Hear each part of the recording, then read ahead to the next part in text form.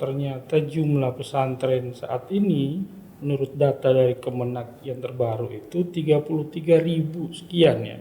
Pesantren se-Indonesia itu potensi besar sebenarnya. Apa sih Pak Ustadz keuntungan-keuntungan yang akan didapatkan oleh satu pesantren ketika bergabung ke dalam Habit Trend? Assalamualaikum warahmatullahi wabarakatuh. Selamat datang di Podcast Eksyar, podcast ekonomi dan keuangan syariah. Selamat datang di Podcast Eksyar, podcast ekonomi dan keuangan syariah. Podcast ekonomi dan keuangan syariah bersama Departemen Ekonomi dan Keuangan Syariah Bank Indonesia membahas berbagai isu menarik dan perkembangan terkait ekonomi dan keuangan syariah di Indonesia. Assalamualaikum warahmatullahi wabarakatuh.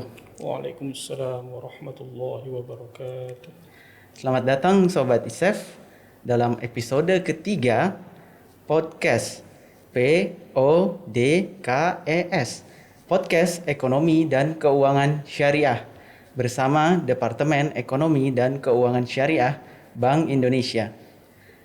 Podcast ini merupakan media yang membahas perkembangan dan berbagai isu menarik seputar ekonomi dan keuangan syariah di Indonesia, yang juga merupakan bagian dari Indonesia Syariah Economic Festival 2021 atau ISEF. ISEF 2021 Celebrate Meaningful Life. Bersama saya, Shandi Primandastio, hari ini kita akan bersama-sama mengulas tentang akselerasi potensi bisnis pesantren melalui Himpunan Ekonomi dan Bisnis Pesantren atau nama ngetrennya adalah HEBITREN. Telah hadir di studio bersama kita narasumber utama yaitu Bapak Ustadz Kiai Haji Dr. Syahrullah Iskandar MA. Assalamualaikum Pak Ustadz. Waalaikumsalam warahmatullahi wabarakatuh. Terima kasih sudah berkenan hadir di ruang podcast kita ini. Selanjutnya, mungkin banyak nih Pak Ustadz, Sobat ISEF se-Indonesia yang ingin tahu lebih dalam mengenai apa itu Habit Trend. Nah, kalau Pak Ustadz boleh menceritakan kepada kami sharing sebetulnya apa sih yang dimaksud dengan Himpunan Ekonomi dan Bisnis Pesantren atau disingkat Habit Trend itu? Baik, terima kasih. Assalamualaikum warahmatullahi wabarakatuh. Ya, bagus nih pertanyaannya Mas Andi ya. Dari namanya itu kan Himpunan Ekonomi Bisnis Pesantren Indonesia ya, kita singkat Habit Trend. Itu ada beberapa unsur kata di situ. Pertama ini perhimpunan, jadi organisasi ini modelnya perhimpunan. Kemudian yang dihimpun adalah pesantren. Kemudian gerakannya adalah terkait ekonomi dan bisnis. Ya, kenapa pesantren? Pesantren itu punya akar sejarah yang begitu dalam sebenarnya dalam kultur keindonesiaannya. Dia telah ada jauh sebelum kemerdekaan. Dan perannya juga dalam membangun bangsa ini terbilang besar ya. Nah, dari situ kemudian kita juga melihat data yang berkembang, ternyata jumlah pesantren saat ini menurut data dari Kemenak yang terbaru itu 33.000 sekian ya.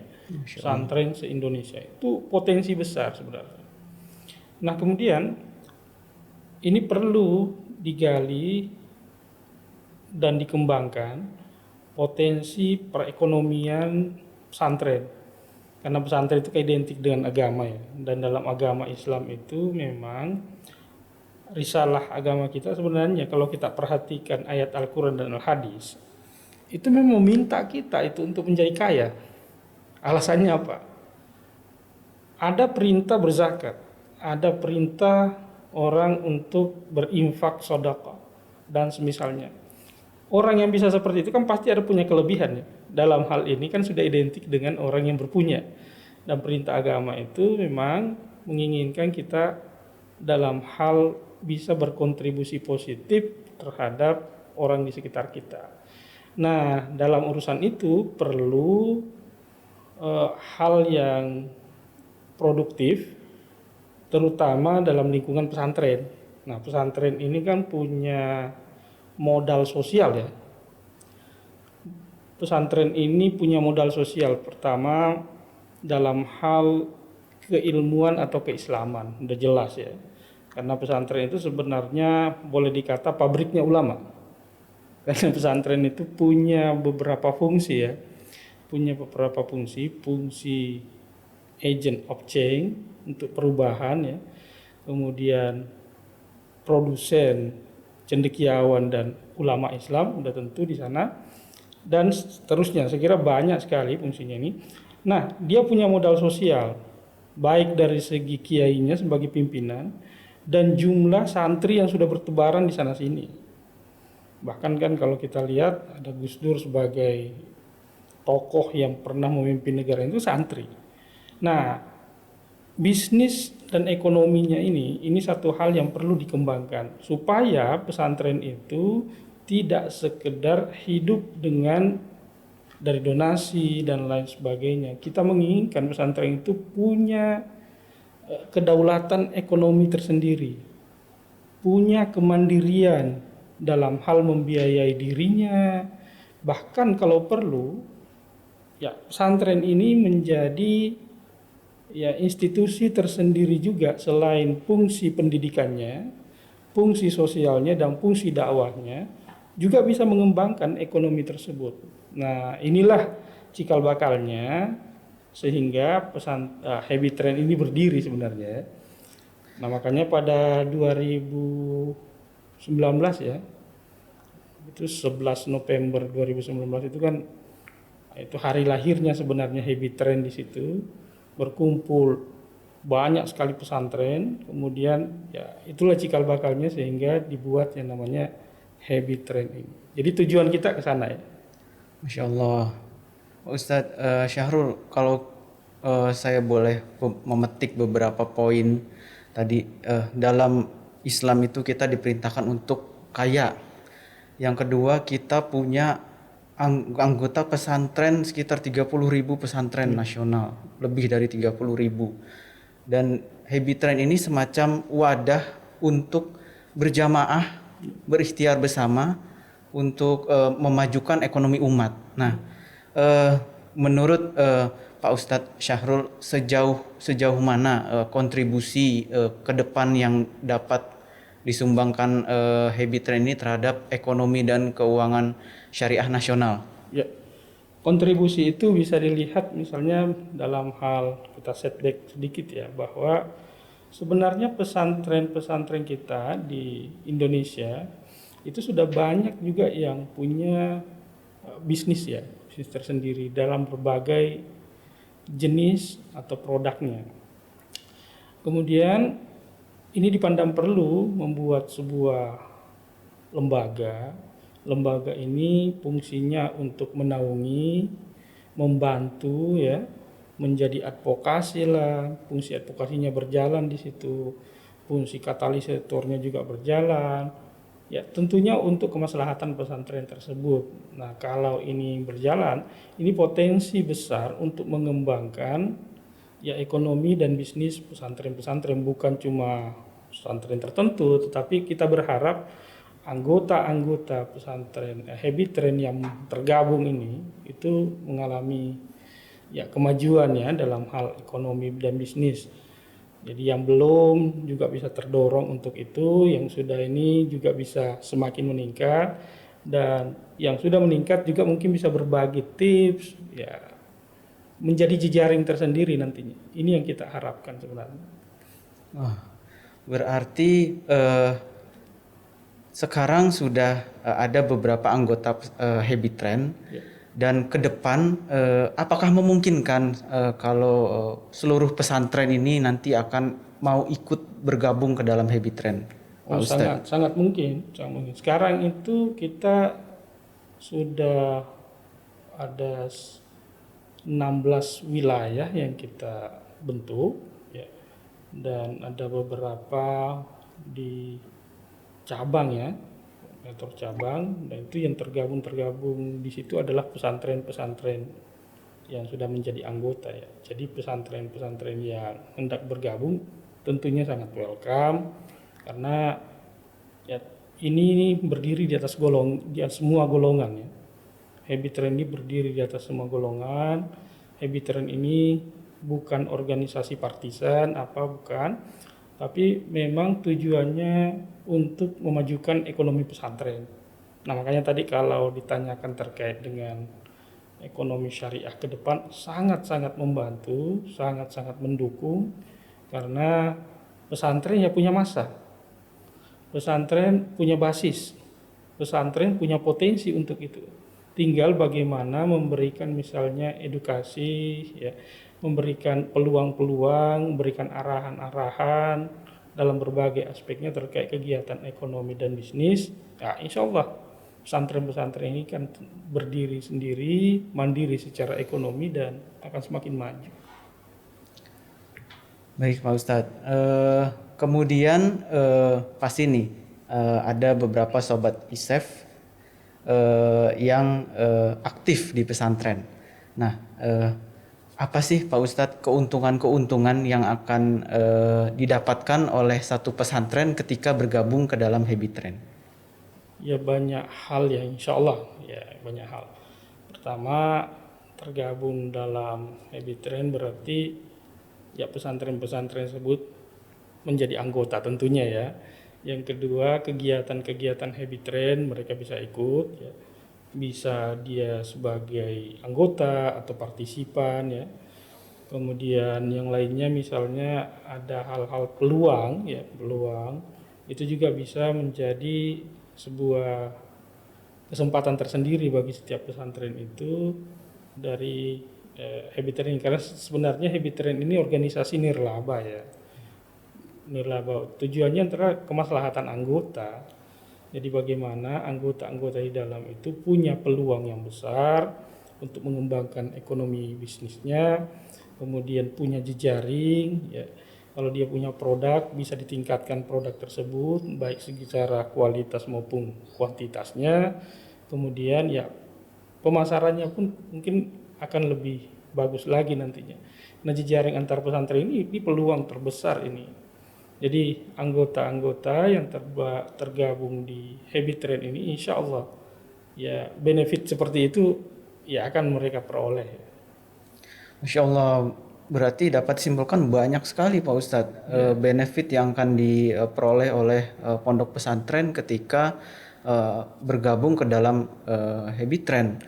Mulai dari pendampingan, lalu kita bisa mencontoh bisnis proses, jejaring, pemasaran itu Masya Allah itu insya Allah dapat memperkuat lagi Insya Allah. ekonomi pesantren. Kemudian ada satu pertanyaan lagi Pak Ustadz. Kita tahu di seluruh Nusantara ini di 30.000 pesantren itu memiliki bidang produksi yang beragam Pak Ustadz. Ada air minum, ada pertanian dan lain-lain. Nah, apakah di Habitren ini ada sektor-sektor tertentu yang menjadi prioritas?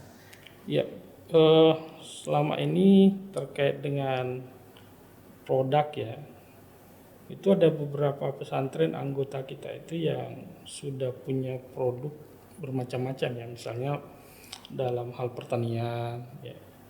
Ada anggota Habitren yang sudah bergabung dari Jawa Barat, misalnya dia perkebunan buah-buahan, dia bisa menyuplai produknya itu ke toko buah-buahan ya. Bahkan sudah bukan hanya di lokasinya tetapi sudah lintas provinsi ya.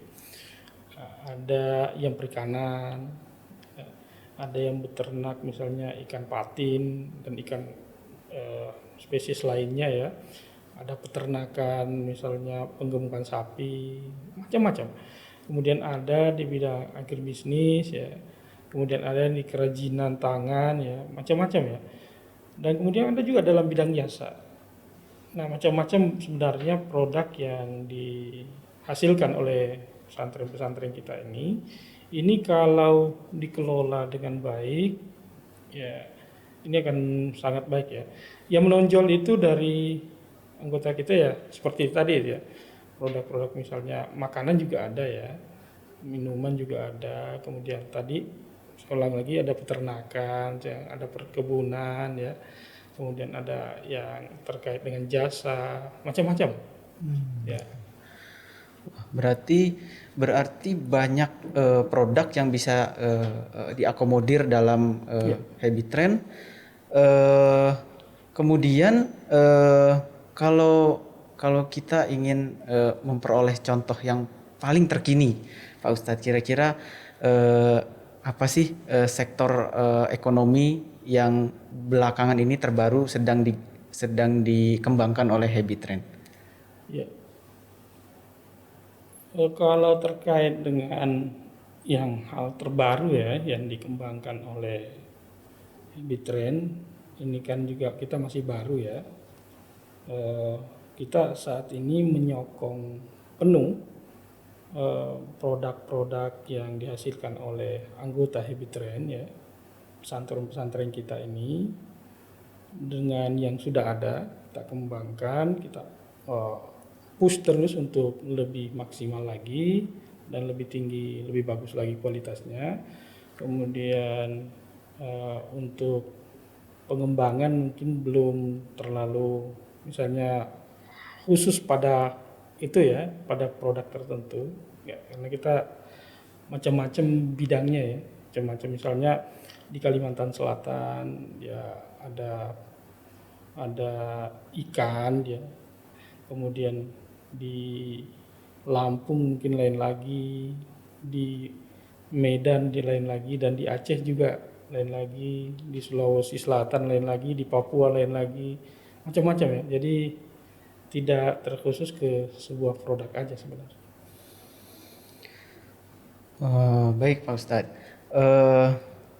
sejauh ini apakah ada upaya-upaya dari habit trend untuk membantu pesantren anggotanya dalam memasarkan produknya lintas provinsi atau bahkan ke luar negeri? Nah, kalau ke luar negeri ini mungkin salah satunya dengan ISEF ini nanti Pak Ustadz. Jadi di ISEF itu pemerintah dalam hal ini Bank Indonesia dan kementerian lembaga terkait itu juga akan berperan aktif bersama-sama berikhtiar mempromosikan produk-produk lokal termasuk dalam hal ini produk pesantren ke pembeli-pembeli di luar negeri. Nah, kalau di habit trend sendiri untuk provinsinya apakah ada contohnya Pak Ustadz? Iya, ada produk tertentu dari pesantren di misalnya di Jawa Barat ya.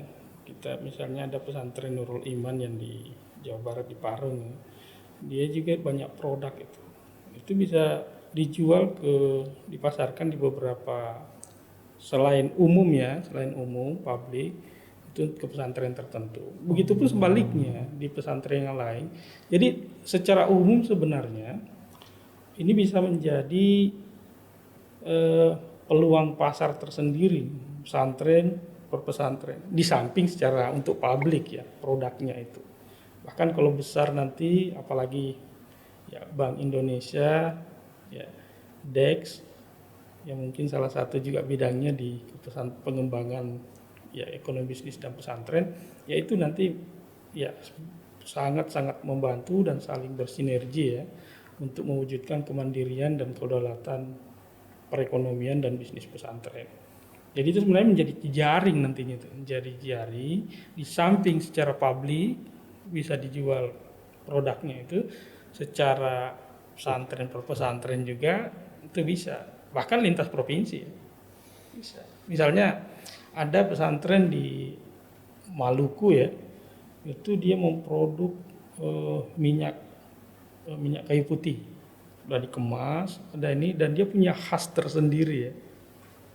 Itu di pesantren tertentu dia bisa dipasarkan di situ, di pesantren ini di lintas provinsi malah ya. Kemudian ya di samping itu tentu dia pasarkan secara umum. Dia punya kualitas barang yang tidak kalah dengan yang sudah ada ya, dengan merek-merek lain. Jadi potensi produksi pesantren kita anggota habit trend ini ya itu tidak bisa dipandang rendah ya, karena sudah banyak yang menasional produk-produknya. Nah inilah yang perlu dikembangkan, perlu dipush supaya ya lebih meningkat lagi, baik dari segi kualitasnya, baik dari segi pemasarannya, baik dari segi packagingnya dan lain sebagainya. Ini hal-hal yang perlu dikembangkan ke depan. Baik Pak Ustadz, sependapat sekali Pak Ustadz. Habit trend ini kalau dari penjelasan Pak Ustadz tadi sangat mendukung terciptanya halal value chain, ekosistem halal value chain. Dimulai dari tadi seperti Pak Ustadz jelaskan, mulai dari sisi produksi, mulai dari jejaring, pemasaran, distribusi, market baik ke masyarakat maupun antar pesantren. Insya Allah ternyata luas sekali cakupan dari habit trend ini. Kemudian mungkin ini pertanyaan penutup Pak Ustadz Syahrul. Kira-kira rencana apa saja sih atau program-program apa saja yang akan dilakukan oleh habit trend ke depan? Ya, sebelum saya menjawab itu, ini terkait dengan halal value chain tadi ya. Sebenarnya halal value chain itu sangat-sangat pas banget, karena salah satu hal yang hendak dikembangkan juga oleh habit trend adalah mengarah ke sana juga ya. Sudah jelas kalau pesantren yang memproduksi itu mulai dari bahan awalnya, cara mengemasnya, cara memproduksinya dan pemasarannya sampai akhir ya, pastilah itu halal itu. Nah itu potensi kelebihan dari produk pesantren. Nah yang kita kembangkan ke depan adalah dari segi kelembagaan ya, kita perkuat ya, kita perkuat dari segi kelembagaan. Kita membentuk dari provinsi-provinsi atau wilayah-wilayah. Kita sudah punya roadmap ya, beberapa tahun ke depan. Kemudian dari cabang-cabang, yang kemudian berikutnya lagi kita mengadakan semacam kegiatan-kegiatan yang tukar informasi atau penguatan ya misalnya workshop dan lain sebagainya. Tentu itu untuk penguatan terkait wawasan dan peluang bisnis pesantren. Ya, yang berikutnya lagi tentu penguatan kelembagaan kita ini, jejaringnya semakin diperkuat, kemudian ya mengevaluasi potensi-potensi yang ada untuk masing-masing bisa diakses oleh anggota habit trend. Karena anggota habit trend kita ini semakin hari semakin bertambah juga ya. Ya, kita sih berharap mudah-mudahan semua pesantren yang 33.000 tadi itu bisa menjadi anggota, dan mudah-mudahan semuanya juga ya bisa berkembang ya, kemandirian dan kedaulatan ekonomi dan bisnis di pesantrennya. Ini tujuan kita sebenarnya. Jadi mudah-mudahan ke depan pesantren di Indonesia ya bisa membangkitkan lah apa yang kita ingat dalam sejarah itu dulu sebelum Nahdlatul Ulama misalnya ya berdiri 1918 itu kan ada Nahdlatul Tujar ya. Itu pedagang itu ya. Pedagang itu dari golongan santri itu. Dan dia punya peran yang besar itu. Nah, spirit yang seperti itu perlu dikembangkan kembali ya, ditumbuhkan kembali, diperkuat kembali dalam era kekinian. Karena pesantren punya potensi besar untuk itu. Baik secara personal, secara moralitas sudah jelas ya. Insya Allah orang pesantren. Kemudian basis agamanya sudah jelas juga. Kemudian jumlah masanya juga udah pasti kan. Jejaring pesantren itu sangat-sangat potensial untuk pengembangan program-program ke depan. Ini yang kita harapkan dari habit trend ini. Masya Allah. Nah, Sobat ISEF sudah mendengar penjelasan dari Pak Ustadz Syahrul. Buat sobat-sobat ISEF yang aktif di pesantren, silahkan untuk ikut bergabung ke habit trend. Kemudian jangan ragu untuk menghubungi habit trend, karena juga ada mudah diakses di websitenya, di internetnya.